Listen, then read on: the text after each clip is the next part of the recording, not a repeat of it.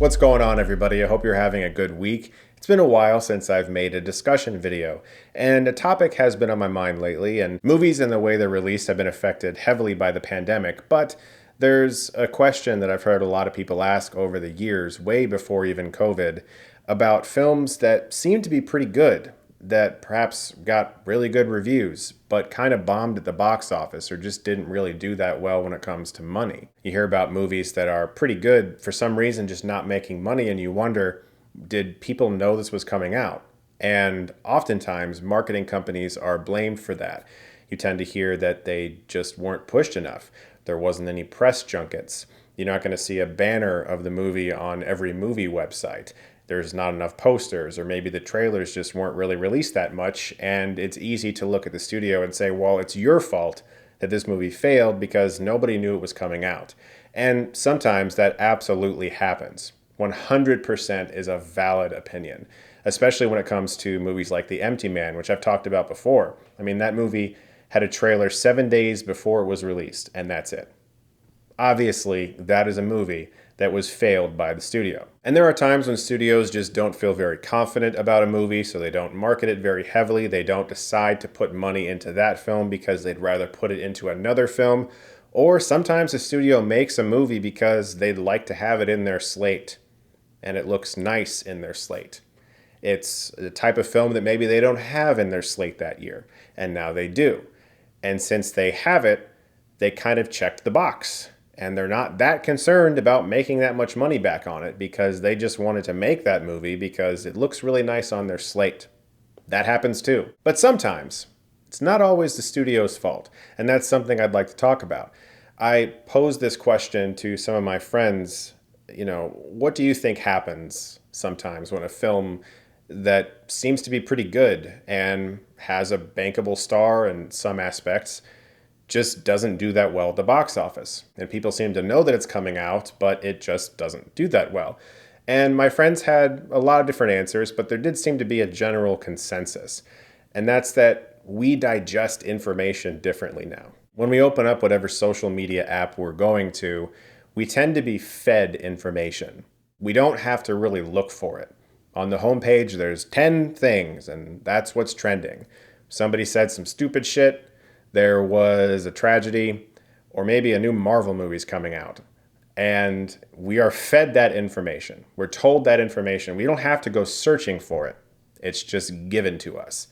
And it changes constantly. The 24-hour news cycle, it's just constantly going. And if a film doesn't somehow infiltrate that in some way and create a mainstay within that 24-hour news cycle, it's forgotten about. When the new Spider-Man trailer came out, most of my Twitter feed was people talking about that trailer and posting images from it and speculating because it's Spider-Man and everybody knows what Spider-Man is. It's a popular thing. It's Spider-Man. People like Spider-Man. You don't have to do a lot of digging to know that a Marvel movie is coming out. But a movie like The Night House, for instance, you might not have heard about, but you could have heard about because there's trailers for The Night House out. I saw plenty of ads for it whenever I watched various YouTube videos. I saw the poster in the theater. I looked at the release date. I immediately got excited because I like The Ritual, that director's last film, and I put a reminder in my phone. And I saw The Night House Thursday night at one of the earliest showings I could, and I loved it. It's fantastic. It's still in theaters, and you should see it. You should support it. But it didn't do that well. Even during the pandemic, it didn't do that well. It only made 2.9 million opening weekend. Not great. But it's also competing with movies like Free Guy with Ryan Reynolds, which I thought was a lot of fun. But it's a big video game movie with Deadpool in it. And Rebecca Hall is a fantastic actress. And she's amazing in The Night House, and I love her. But she's also not a superhero, even though she was in Iron Man 3. So despite the fact that most people who watch this video and your friends who are into movies probably know who Rebecca Hall is, I guarantee my dad doesn't. He didn't give a shit about that. So there's all these factors of why a film sometimes just isn't seen. And it's stupid, and I hate it. But it's not always that a studio isn't marketing the film properly. Because there's a thing that we all have to do sometimes. And it's sort of a phenomenon that I've noticed because it stops tons of people from doing tons of things. And it's just putting that extra little bit of effort into doing something that might minorly inconvenience us. It's not even hard. It's just a minor inconvenience. An example, you can sit down and think about a story that you would like to create, that you would like to either see on the big screen or read in a book, and you think this really could be something cool, and you think about it at work or at school, at the gym or in the fucking shower, and you get to a point where you've actually fully formed this idea. You have a beginning, a middle, and an end, and you know everything about your story and the characters in it.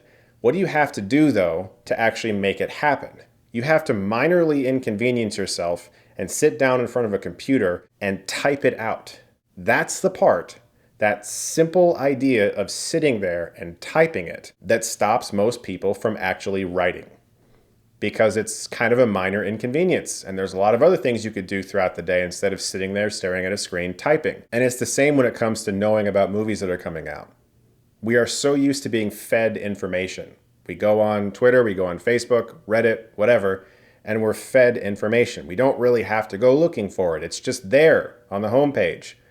But if you actually want to know, like, every movie that's coming out in this gigantic cesspool of releases, where it's on Netflix or Hulu or Prime or Disney or Paramount Plus, HBO Max, theaters, there's all this happening. And it's very difficult to keep track of all of that. But if you just go to like IMDb and click on the Coming Soon tab, it's all there. It's just there. It's that simple minor inconvenience of going to a website and actually searching for movies that are coming out. And then going, I'd like to see that, and that. Granted, I know that I'm sort of the exception to the rule when it comes to a moviegoer.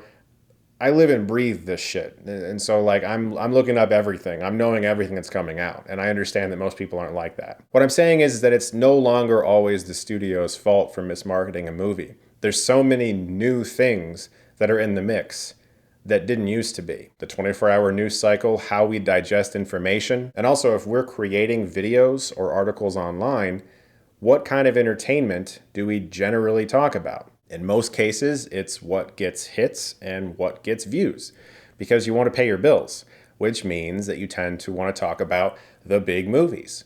It's one of the reasons why right now, if I really like a big movie that's coming out, I try to pair it in the video with a smaller film. Shang-Chi, I had Coda.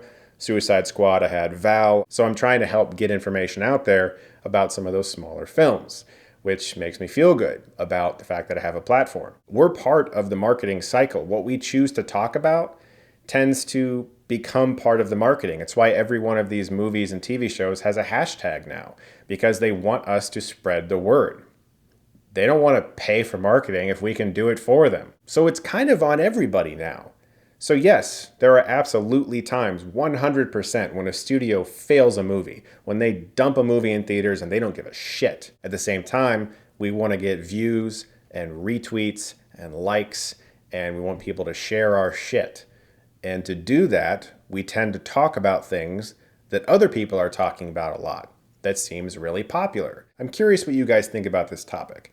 Is there a way that we just haven't quite figured out yet because of everything that happened with COVID that we can talk about movies in a different way, that we can support movies in a different way? I think for starters, it's very valuable to see a film in theaters if you can. The experience is going to be better as long as your crowd's nice. But it's also nice to be able to watch a movie on the couch from time to time. So I think a lot of it is about how we prioritize what we're talking about, what types of videos we're making, what types of posts we're making, and do we always focus in on whatever the big thing is? Or are we also like, oh, check this thing out, and then suddenly people check it out? I mean, that's how it happened with The Empty Man. Obviously, a film like that was just tossed away, but enough people started talking about it, and suddenly it's got a cult following. Thank you guys so much for watching, but I also want to give a big thank you to the sponsor for this video, Shopify, and the docuseries Born for Business. Born for Business is a docuseries chronicling the lives of 4 entrepreneurs with disabilities. The 10-part series follows the entrepreneurs as they tackle the complexities of being their own boss with grace, courage, and humor. The series gives an insider's look at what it takes to run a thriving small business. You learn about Colette DeVito of Coletti's Cookies, a baker with Down syndrome who owns a successful cookie brand that employs people with disabilities. Or Lexi Zhang of Always Reason, a millennial entrepreneur with anxiety who runs a 3-year-old fashion brand that will soon expand to its first physical location. Shopify's goal is to highlight and celebrate underrepresented entrepreneurs and create a broader and more inclusive definition of entrepreneur by showcasing more stories and more triumphs, including the stories and triumphs of those with disabilities. You can see all 10 episodes of Born for Business on Peacock if you're in the USA, or Crave if you're in Canada. They're streaming right now. And you can visit this link, shopify.com/bornforbusiness, to check out that show now. Thank you so much to them for sponsoring this video, and thank you guys for watching. That link is in the description below. I hope you guys check it out and enjoy it. As always, if you like this, you can click right here and get Stuckmanized.